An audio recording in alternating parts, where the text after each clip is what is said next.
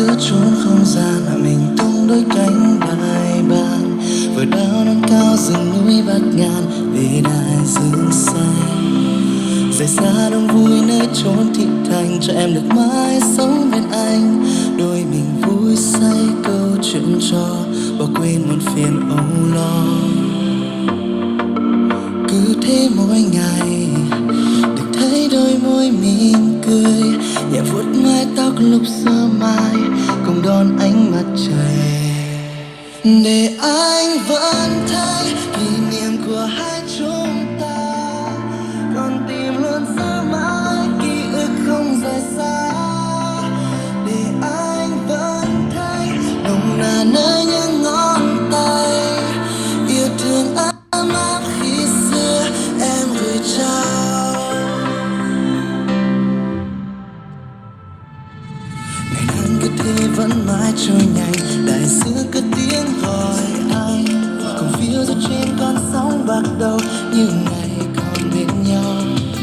Để khi trăng lên cao giữa bầu trời, nàng ngân nga khúc là lời, theo mây nước bềnh bồng lạc vào mênh mông.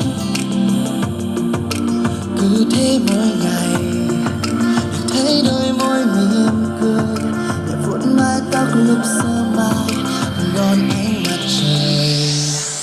Để anh vẫn thấy kỷ niệm của hai chúng ta, còn tìm luôn giữ mãi ký ức không rời xa. Để anh vẫn thấy nồng nàn nơi những ngón tay, yêu thương ấm áp khi xưa em từng trao.